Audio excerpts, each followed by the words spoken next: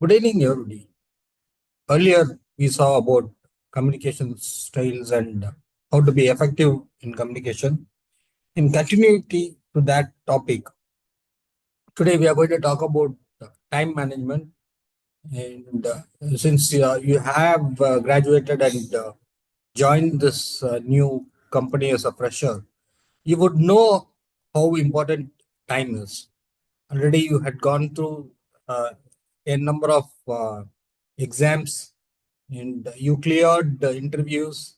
So in all these process, there is a element of time involved whenever there is a need for preparation and appearing for some exams or interview. So you would have understood that you have to manage the time in efficient manner in order to achieve the desired goal. Today we are going to dive into various aspects of time management and acquire certain tools so that we'll be efficient in handling things. Foremost thing is, let us understand what happens if we don't handle time in an efficient manner. So what and all will happen if we mishandle it. First thing is the stress factor. Like when there is a deadline and you're not able to achieve it, will be stressed out. So that kind of tension will be there.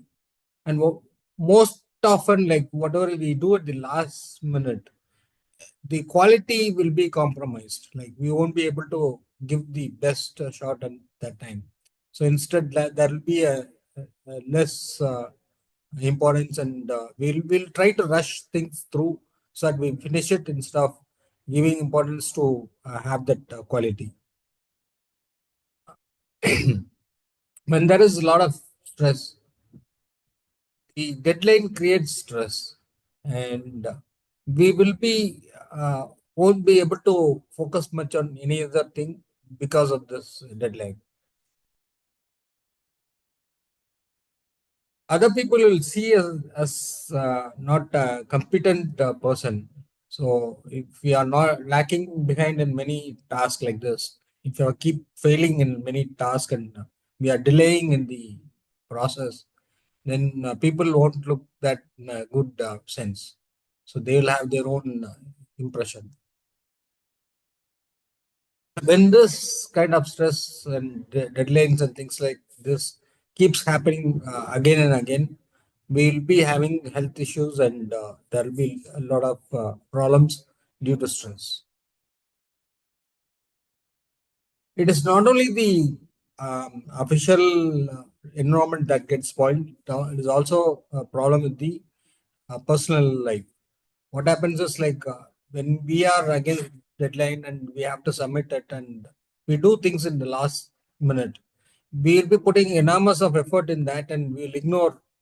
We cannot be in our personal life or on time. Like we will be compromising that and we'll be losing quality in that aspect, and that would create relationship problems.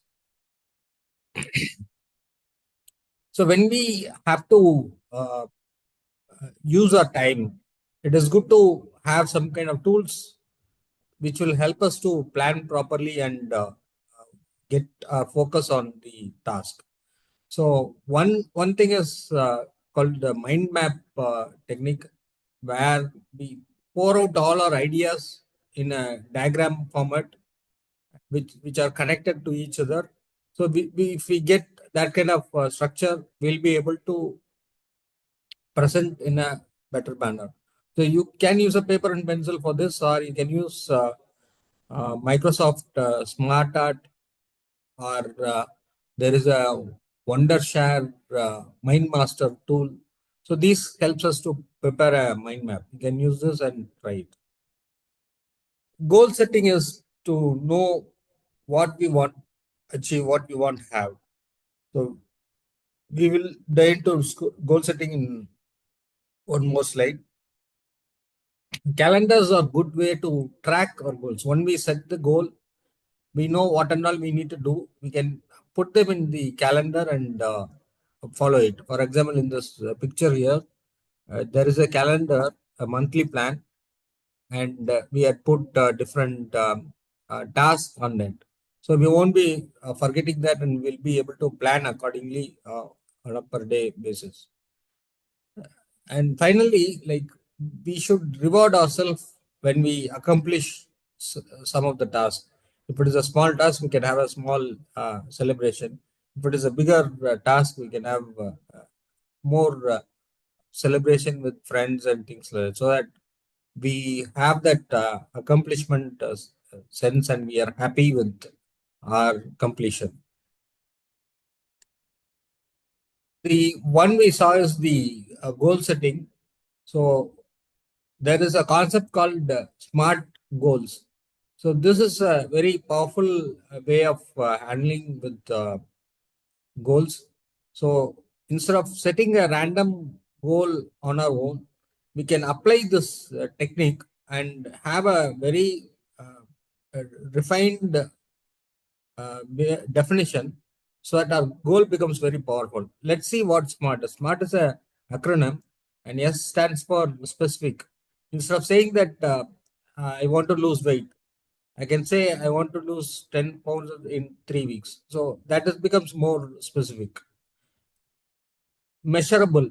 Instead of saying again the same example, if you're saying I want to lose weight, we can say that I want to lose 10 pounds. So it is quantifiable. Like, we can measure and see if we had achieved that goal or not. And A is achievable. So we have to set up goals in such a manner that it is possible for us to achieve. Like, for example, if I say that I want to become the president of America, it may not be an achievable goal. We have to avoid those kind of goals and set goals which are reachable from our limits. Realistic. So the goals not only needs to be achievable, it should be also realistic. Like, it needs to have some purpose, and it needs to give something for valuable for us. A time bound. Like, I want to become rich. Instead, you can be more specific and tell I want to be rich in uh, 2 years, and this is how the richness means in a measurable manner, and it should be achievable. So if we can frame goals like this, it will be very powerful, and we'll be able to achieve in a better manner. Next, we move on to the scheduling. Like, once we have the goal and we had broken down into tasks, we will be having a number of things to do. So we have to prioritize between them and find out which are the important tasks needs to be finished now, which are urgent, and we have to uh, focus on that and concentrate to finish it. So those things comes in deep work that needs to be scheduled right away, in as early as possible. The second thing is there will be important meetings coming in. We need to accommodate all those meetings, and it's a good idea to schedule and inform all the concerned participants, and make sure that the meeting happens in a nice manner. Taking break is a essential thing. Like, we'll have a number of things, and if we jam ourselves, it will cause some kind of health issue. So we have to take periodical break, and ensure that we relax and we are able to work efficiently. Finally, the Eat the Frog First is a very good book, and this book talks about how we can schedule and prioritize things. So the idea here is, among all the tasks we have to do today, pick up the one that is very, very difficult and urgent. So pick up that and keep doing it. So that is like kind of eating the frog, because we don't like eating a frog. But if we eat a frog, then whatever comes uh, in the subsequent time, those tasks will seems to be easier. So taking the hardest one and doing it, and then go for the other task, will help us to speed up our process, and we'll be able to achieve in a better manner. And one more thing is, like, the when we take up the hardest task first, we will have a fresh mind in the morning time. We can use that to address a hard problem. So these kind of techniques will help us in scheduling properly. So after eating the frog, now we are ready to eat the elephant. So now the question comes is like how we can eat an elephant. It seems to be impossible, but it is possible if we can break up the elephant into chunks, bite-sized pieces. If we can break them like that, then we can eventually eat it one day. So similarly, like the task which we are taken up may look very broad and vast. It, on a first look, it may look like it is impossible to do it. But if we break them into tasks and handle them properly, we will be able to accomplish the whole project and we'll be able to complete it on time. So here, what is important is the breaking up uh, the goal into smaller tasks. So that is the main chunk. In order to help this breaking things, there is one table here. So we have to find what is urgent and not urgent, and similarly what is important and not important. So if it is urgent and important, it is better we do it ourselves. If it is urgent and not important, then we can do it later. If it is not urgent and but it is important, then we can delegate to someone else so that they can do it on their own leisure time. If it is not urgent and not important, we can delegate to someone. So following this thumb rule, like we'll be able to handle the task in a better manner. One activity which you can do is we spoke about the mind map. You can pick up any tool or you can just use the paper and pen and pour it out your thoughts, like what and all you want to do, what and all you want to achieve. It could be your personal things, or it could be your career. Anything you want to write it down, you just write it down and connect them and have it there. The next thing is the goal setting. So from the first point, the mind map, whatever you had diagram you had come up with, you will be able to pull out goals which you want to accomplish. So if you can pick up them and use the smart goal setting concept and apply that and come up with the concrete goals. And the last step is to schedule the task. You use a calendar and schedule it properly so that the urgent and important tasks are addressed first, and the lesser important are handled later. So if you can do this activity, you will be able to come up with the proper style of doing the time management process. One thing that happens is we are all focused on our work and we are very much into and we want to do it, but there are n number of distractions that comes in. Like we have to handle distractions so that we will be able to focus in our work. So one thing we can strive is to reduce the distraction. Like for example, if there is a lot of noise around, then we can see if we can have a soundproof room, reduce the noise, or we can use a headphone to neutralize the noise. So these are the techniques. Like there could be different kind of distractions. We have to handle them in a nice manner. Some of the devices we have used, they have notifications. So whenever we get a new message, there is a pop-up and sound coming in. So we are distracted to pick up the device and start checking the message. So instead of getting distracted like this, we can set the notification status in the device or the app and make sure that we don't get such notification. There are apps which helps us to improve our focus. So, uh, for example, if we are too much into social media, there are apps which blocks those social medias at certain time, and allows only at the leisure time, like later in the evenings. So if we use the apps, our productivity will go up. Pomodoro technique is a powerful concept. So here, we identify a task that we want to finish. We give all our focus on the task and keep working without any distractions. And we work for 25 minutes and then take a break. We take a break for 5 minutes. We relax ourselves. We do whatever we want around. And after 5 minutes, we come back to this process, the task, and focus for another 25 minutes. So we continue the cycle of 25 minutes of work, 5 minutes of break. We keep continuing like 4 cycles like this and then take a 30 minutes break.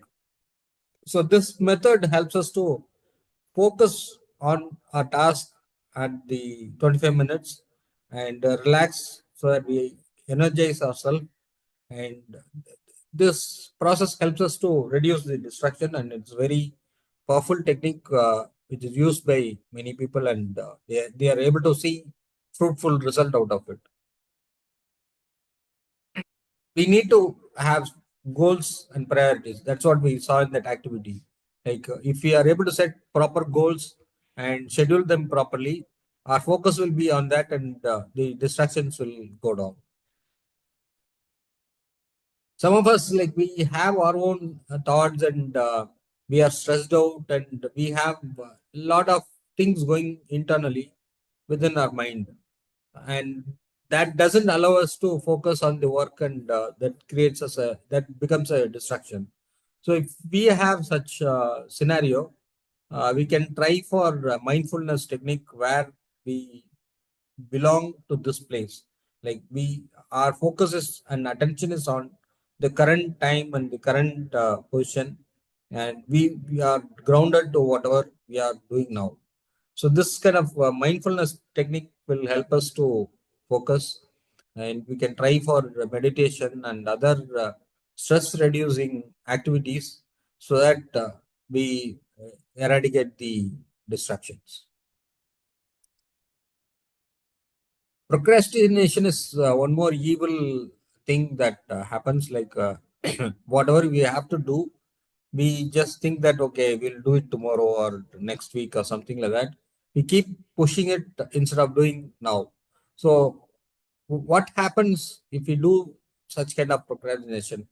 What kind of evil effect it will give? One is by pushing the task for a later time, and it goes near the deadline, we will get stressed.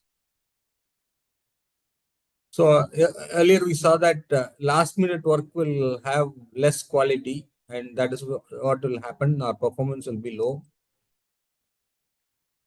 and we think that okay, let me do this last week. But what is the certainty that we'll be able to do that next week? So we by postponing it, we think that we'll be able to finish it later. But at that time, like, we may have some other priority work, and we may not be on station to address this issue.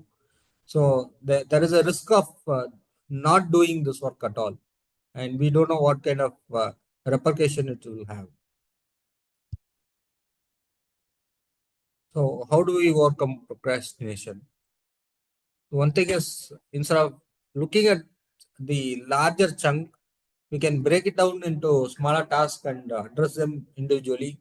That will help us to handle things in a better manner. Again, setting goals and deadlines and scheduling, and these techniques will help us to focus and finish things on time instead of pushing away. There is a 2 minute rule. It's a very interesting one. So you pick one task that you need to do and check if it can be completed within 2 minutes. If you can complete in 2 minutes, just do it. Don't think anything else. You pick it and keep doing it and finish it off. If the task cannot be done in 2 minutes, again you start doing it, and you think that you'll be doing for 2 minutes, and after 2 minutes, you may continue to do for more time, and you'll be able to progress it in a much better manner. Or even if you stop at 2 minutes, that's also a progress. So what the idea is, like, instead of getting stuck at a big task, we give an initial momentum so that it starts rolling, and we are able to make some progress in that work. So in that way, this 2 minute rule will be helpful.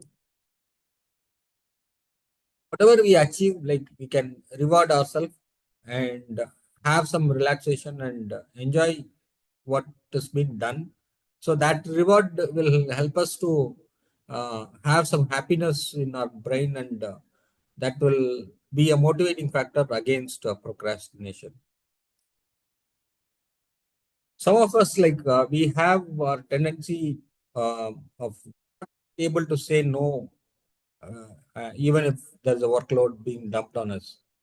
So we have the our nature is to keep accepting whatever is being assigned, particularly from the manager, immediate manager, whatever he says, we keep accepting and keep doing it. So what will happen if we accept everything that comes to our plate? So there will be a workload that gets too much and bulky. It will keep on growing from all directions, and because of this workload, we may burn out. So that is one risk. Our focus may have to be diluted, like whatever our primary area and task, we won't be able to focus there. Instead, we have to uh, do things what others had asked us to do, and that will dilute our work. We say no in a positive sense. So one is a clear communication. Whatever we want to convey, we have to mention what is our current state and why we cannot take that particular assignment. When we say no, we can put it in a positive frame. So we can say that, okay, the work sounds interesting, but unfortunately, I won't be able to handle it for next 3 days. After 3 days, can I do this? So if we can put a question like this, we will be able to convey the message in a better manner. You can suggest someone else or some other time that the person understands this thing. You can mention what is your boundary and what limit you can take the work, how much work you can take. You can mention that so that whoever is assigning will know what is your capacity. You can reverse saying no. You can do a role play, and you can have with your friend, and see how you can express the no, and so that it will be able to convey better. You can ask for time, like you can get the details and then say that, okay, you'll take time to decide and get it done. So what happens if you are able to do things on time? Like what kind of benefits you have in that? First is your productivity will go high, so you'll be able to achieve more in less time. Or efficiency improves, like you'll be able to handle proper task at the right time.